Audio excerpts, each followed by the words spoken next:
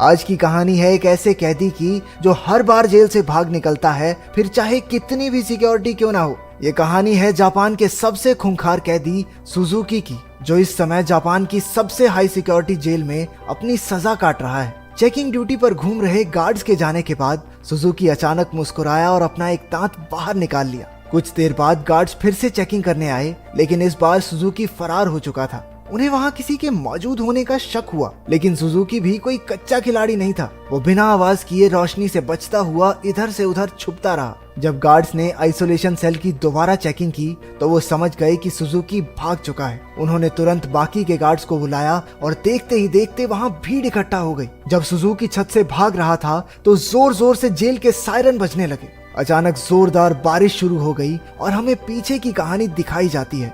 12 साल पहले कुछ कैदियों को एक जेल में लाया गया था। उनमें से एक सुजुकी भी था जो वहां 10 साल की सजा काटने आया था। क्योंकि वो कभी कुछ बोलता नहीं था तो सबने मान लिया कि वो शायद गूंगा है। उसकी छाती पर माउंट फिजी का उल्टा टैटू भी था। सुजुकी उस समय भी जेल से भागने के लिए मशहूर था और अब तक 3 बार ऐसा कर चुका था। इसके बाद सुजुकी को एक छोटे से कमरे में लाया गया जहाँ सिर्फ एक रोशनदान था। उसने रोशनदान को ध्यान से देखा। उसके दिमाग में जरूर कुछ चल रहा था। बाहर गार्ड ने जेल के वार्डन मिस्टर कानीमुरा से कहा कि सुजुकी इस बार तो हरगिज नहीं भाग पाएगा, लेकिन जैसे ही उसने शीशे से देखा सुजुकी तो पहले ही गायब हो चुका था। वार्डन ने पूरे शहर को घेरने के ऑर्डर्स दिए ताकि सुजुकी किसी भी हालत में बच ना पाए, लेकिन गार्ड्स ने तो उसे 20 ही मिनट में पकड़ लिया। पता नहीं क्यों पर सुजुकी ट्रेन की पटरी पर सीधा भागता जा रहा था। इसके बाद उसे फिर से उसी कमरे में कैद कर दिया गया, लेकिन इस बार उसके हाथों में हथकड़ियां थी। जब एक गार्ड ने अंदर झांक कर देखा तो सुजुकी मुंह पर चादर ओढ़े सो रहा था। गुस्से में उसने सुजुकी को चादर हटाने को कहा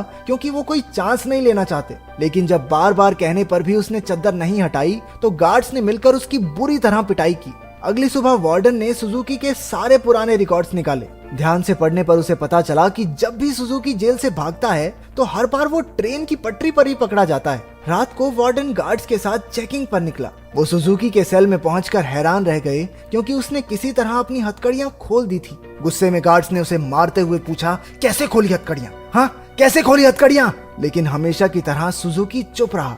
एक बार फिर से उसकी जमकर धुलाई हुई। एक दिन सुजुकी एक छोटी सी तार से खेल रहा था जिसे किसी तरह छुपाकर वो जेल के अंदर ले आया था।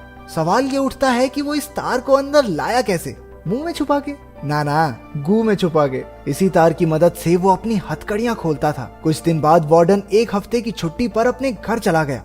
अब सुजुकी के पास भागने का बहुत अच्छा मौका था। उसने अपनी तार निकाली और ताला खोलने की कोशिश की। जल्द ही वहाँ एक गार्ड चेकिंग के लिए आ गया। उसने झांक कर देखा कि सुजुकी फिर से अपना मुंह ढककर सो रहा था, लेकिन इस बार गार्ड बिना कुछ कहे चला गया। लेकिन असलियत तो ये थी कि सुजुकी अंदर था ही नहीं। वो तो छिपकली बनकर छत से चिपका बैठा था। वो जेल से भागने के लिए सही मौके के इंतजार में था। गार्ड के जाने के बाद वो धीरे धीरे ऊपर तक पहुंच गया। उसने छत की एक खोखली जगह पर मुक्का मारा और वहां से भाग निकला। जब गार्ड्स को पता चला तो उन्होंने तुरंत सायरन बजा दिया। वार्डन को भी खबर पहुंचा दी गई और वो तुरंत जेल के लिए निकल गया। अगली सुबह पुलिस वाले सुजुकी को पकड़ने का प्लान बना रहे थे। तभी वार्डन भी वहां पहुंच गया। उसने कहा कि सारे प्लान छोड़कर सिर्फ एक टीम पास की ट्रेन की पटरियों पर भेज दो। ऑफिसर्स को भी लगा, अरे बूढ़ा हो गया वार्डन, दिमाग सठिया गया इसका, अरे वो पागल थोड़ी है, हर बार सेम जगह जाएगा। लेकिन जब वार्डन ने उन्हें विश्वास दिलाया कि उसे 100% भरोसा है कि सुजुकी वहीं मिलेगा, तो उन्होंने उसकी बात पर भरोसा करके टीम भेज दी और उसकी बात सच भी निकली। सुजुकी को एक बार फिर से ट्रेन की पटरियों पर पकड़ लिया गया। जेल से निकलने में तो ये चाचा चौधरी बन जाता है, कंप्यूटर से तेज दिमाग। बाद में क्या हो जाता है इसे? क्योंकि वार्डन की सूझबूझ की वजह से सुजुकी पकड़ा गया तो उसके काम से खुश होकर उसे प्रमोट कर दिया गया। अब वो एक बड़ा ऑफिसर बन चुका था जो देश की सारी जेलों में जाकर कैदियों की हालत की चेकिंग करता था। उधर सुजुकी एक बार फिर से भाग निकला और फिर से पटरियों पर पकड़ा गया। हर साल उसे एक नई जेल में भेजा जाता जिसमें और ज्यादा टाइट सिक्योरिटी होती, लेकिन वो हर जगह से बचकर निकल जाता था। इसी वजह से मीडिया ने उसे स्टार भगौड़े का खिताब दिया और वो पूरे देश में मशहूर हो गया। 12 साल बाद उसे सेंट्रल जेल में लाया गया। यहाँ वो कड़ी सिक्योरिटी में था क्योंकि 10 गार्ड सिर्फ उसी पर निगरानी रखने के लिए खड़े थे। उसका कमरा भी पूरी तरह सीमेंट से बना था और दरवाजे पर कई ताले थे। ये वही आइसोलेशन सेल है जो हमने कहानी की शुरुआत में देखा था। गार्ड्स के जाने के बाद सुजुकी ने चारों ओर नजर दौड़ाई। वो एक बार फिर से भागने की तैयारी में था। एक गार्ड ने खाना लाकर उसके सेल में रखा, लेकिन उसके जाने से पहले ही सुजुकी ने उसे पकड़कर हथकड़ी लगा दी। गार्ड ने तुरंत सीटी बजा दी, जिससे कई और गार्ड्स वहां आ पहुंचे। उन्होंने मार मार कर उसकी बुरी हालत कर दी। होश आने पर सुजुकी ने दरवाजे से गार्ड्स को जाते देखा। उसके चेहरे से खून टपक कर लोहे की सलाखों पर गिर रहा था। अगली सुबह गार्ड्स ने उसकी हथकड़ियों पर कुछ और पेंच कस दिए ताकि इस बार वो उन्हें खोल ना पाए। जाने से पहले वो एक बार फिर से उसके शरीर की थोड़ी मेंटेनेंस करके गए। इसी तरह सुजुकी के दिन बीत रहे थे। वो जानबूझकर गार्ड से पंगे लेता, वो उसे मारते और फिर वो अपना खून लोहे की सलाखों पर टपकाता। एक दिन गार्ड्स ने उसे इतना मारा कि उसका दांत टूटकर गिर गया, लेकिन सुजुकी ने उसे उठा लिया और उसे देखकर अजीब तरीके से मुस्कुराने लगा। ऐसा लग रहा था जैसे ये सब उसके प्लान का ही हिस्सा है। इसके बाद सुजुकी दीवार पर अपने दांत से कुछ बनाने लगा। कुछ हफ्तों बाद सुजुकी ने एक और गार्ड पर हमला कर दिया। इस बार उसे सबसे खतरनाक सजा दी गई। उन्होंने उसे एक लंबी जंजीर से बांधकर ऊपर लटका दिया। 1 साल बीत गया और सुजुकी अभी भी सजा काट रहा था। उसकी हालत बहुत बुरी हो चुकी थी। शरीर सड़ने लगा था और उसके घावों पर कीड़े पड़ चुके थे। आखिरकार उस शाम गार्ड्स ने आकर उसकी जंजीरें खोल दी। पूरे 1 साल बाद उसे चैन की सांस आई थी। उधर पुराना वार्डन मिस्टर कानेमुरा वहां की जांच करने पहुंचा। उसने आइसोलेशन सेल में जाकर देखा कि सुजुकी की हालत बहुत खराब थी, लेकिन वो उसे नजरअंदाज करके वहां से चला गया। इसके बाद वही रात आई जहां से कहानी की शुरुआत हुई थी। जब बाहर बिजली कड़कने लगी तो सुजुकी ने अपने प्लान को अंजाम दिया। उसने अपना दांत निकाला और हथकड़ियों के पेंच खोलने लगा। असल में सुजुकी दीवार पर दांत से कुछ बनाता नहीं था, बल्कि वो तो उसे घिस घिस कर तीखा कर रहा था ताकि उसके इस्तेमाल से पेंच खोल सके।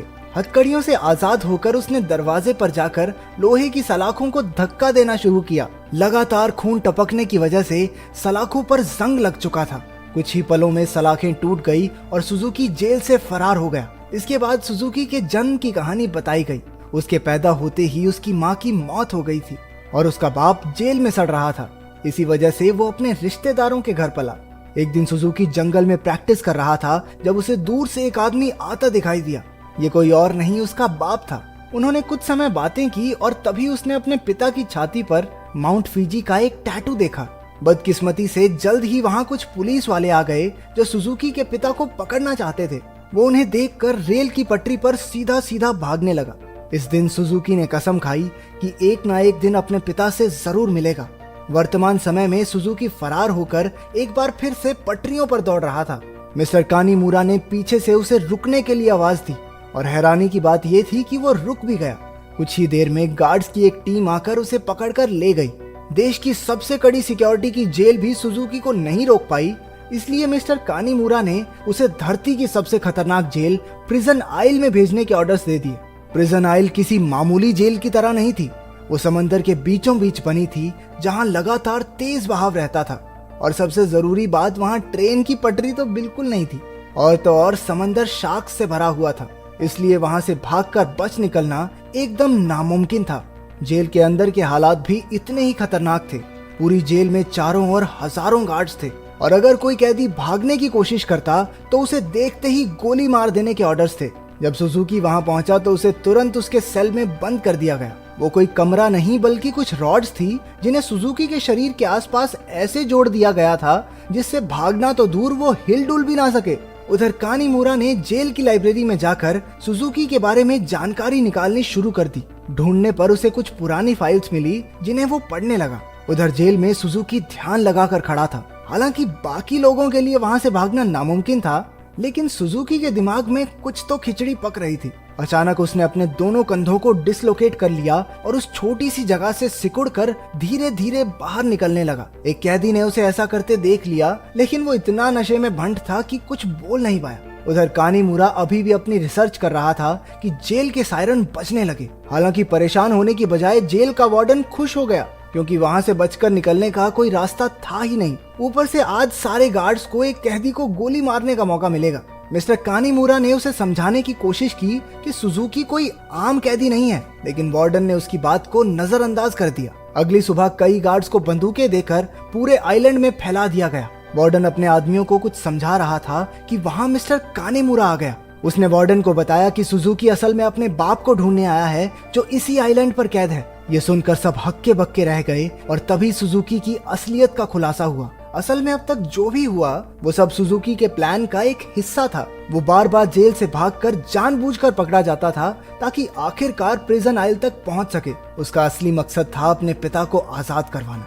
आखिरकार सुजुकी अपने पिता से मिला और एक दूसरे को इतने साल बाद देखकर दोनों खूब रोए। बदकिस्मती से मिस्टर कानीमुरा वार्डन और बाकी के गार्ड्स के साथ वहीं आ रहा था, लेकिन उनके पहुंचने से पहले ही सुजुकी उस बूढ़े आदमी के साथ गायब हो गया। सुजुकी अपने पिता को आइलैंड के छोर तक ले आया। उसने पहले से ही वहाँ एक पैराग्लाइडर तैयार कर रखा था। दोनों पैराग्लाइडर पर चढ़े और दूर उड़ गए। दूसरी ओर मिस्टर कानीमुरा ने एक बूढ़े आदमी से बात करने की कोशिश की जो सुजुकी के पिता के साथ ही कैद था। तभी उसने माउंट फिजी का एक टैटू उस आदमी की छाती पर देखा, जिसका सीधा मतलब ये था कि इतने सालों की कड़ी मेहनत के बाद भी सुजुकी गलत आदमी को लेकर भाग गया। अब इससे बुरी किस्मत तो किसी की नहीं हो सकती।